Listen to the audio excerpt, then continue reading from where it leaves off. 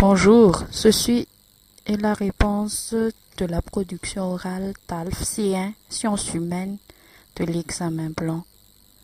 Nous avons ici deux documents venant de art.tv du 22 septembre 2006 et mis à jour respectivement le 9 et le 16 juillet 2007. Ces articles mettent en évidence l'expérience professionnelle des jeunes de 20 à 35 ans après la fin des études. Ils sont en recherche d'emploi ou font des stages durant leur vie pour la plupart. Tel est le thème de notre exposé. En ce qui concerne le premier document, il présente l'interview de Nicola Richter, une écrivaine allemande, par Meg van Schwamen, concernant son livre paru en allemand dans les éditions Fischer en 2006 et s'intitulant Die Lebenspraktikanten.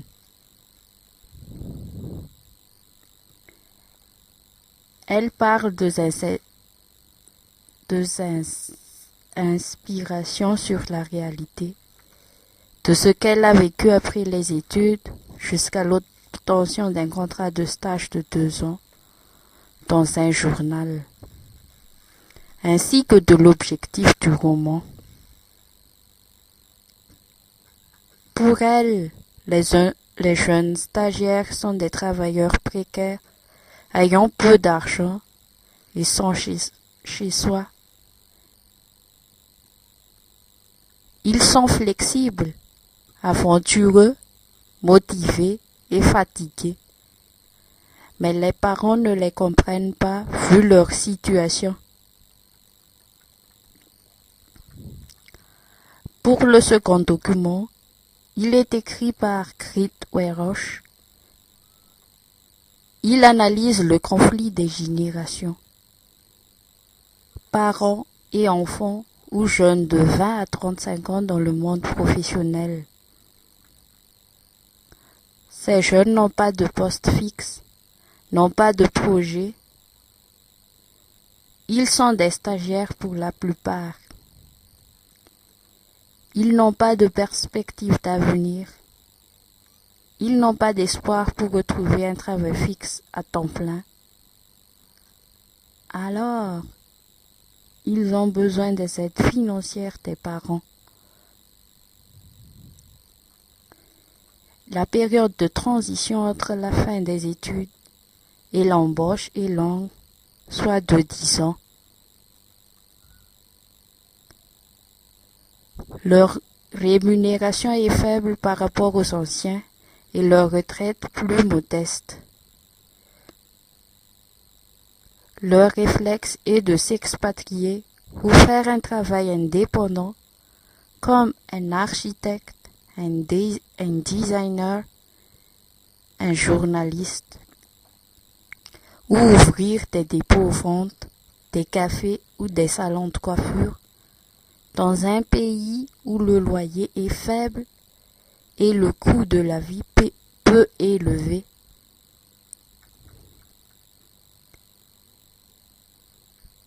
Que faire pour avoir des contrats à durée déterminée, CDD, ou indéterminé, CDI, et non des stages après la fin des études?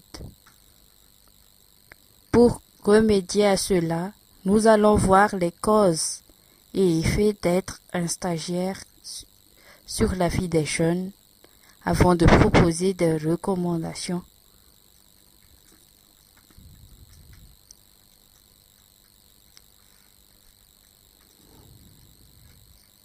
D'abord, nous constatons que la plupart des personnes actives sont actuellement au chômage ou effectuent des stages. Cela peut être dû au mauvais choix de la personne.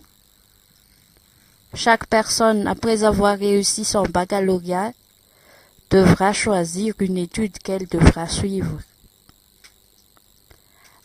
Actuellement, le choix se fait au hasard et suite aux orientations des parents. C'est-à-dire que soit la dite personne passe tous les examens d'entrée dans les universités et après la réussite, elle n'arrive plus à choisir. Soit ses parents imposent qu'elle devra faire ceci ou cela. Prenons par exemple le cas d'un individu en filière scientifique qui fait du droit après le bac en suivant l'avis de ses parents. Il ne va pas y arriver parce que ce n'est pas son rêve, c'est celui de ses parents.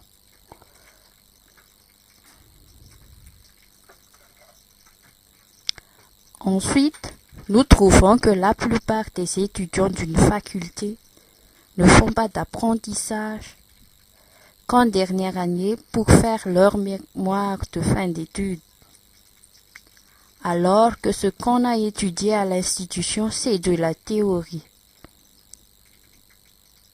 La pratique dans les entreprises est différente. Les dirigeants d'entreprise, par souci de profit, ne recrutent que les personnes ayant beaucoup d'expérience, soit plus de 3 ans. Les jeunes diplômés resteront au chômage ou seront recrutés comme des stagiaires, sauf dans le cas où leurs parents sont dirigeants et leur cèdent leur place.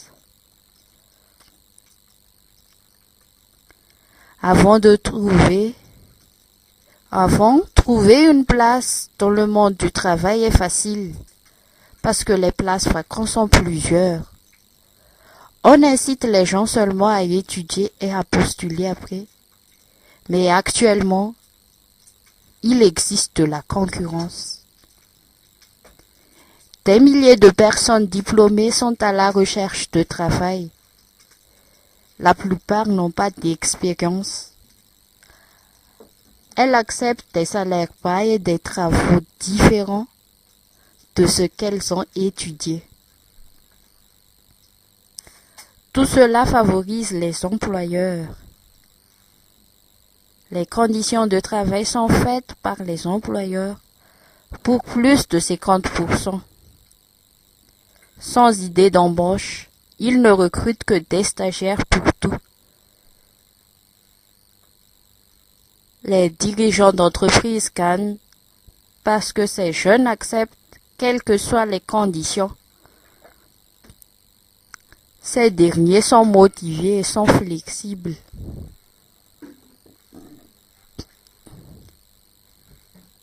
Ils quittent tout alors que cela provoque un problème de vie privée. Ils ne peuvent pas créer une famille parce qu'ils n'ont pas de poste fixe. Ils ne peuvent même pas louer des maisons pour y habiter.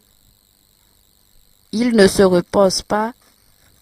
Ils se déplacent de temps en temps pour trouver de quoi manger. Ils n'ont pas confiance en l'avenir et se découragent.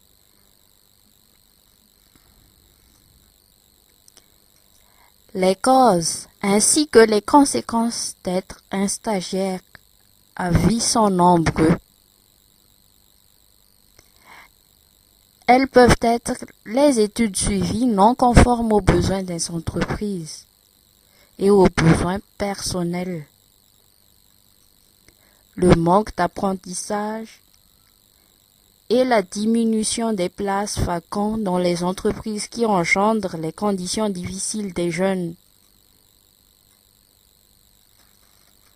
Pour avoir un contrat après la fin d'études, il faudrait faire ce qu'on aime. C'est-à-dire que dès le choix des études à suivre, il faudrait se baser sur ce qu'on veut faire plus tard. Aussi, on pourrait faire les études sur les choses utiles à tout le monde en créant sa propre entreprise. Mais pour le financement, il faudrait demander de l'aide à ses proches. Dès la petite enfance, les parents devraient donner des responsabilités à leurs enfants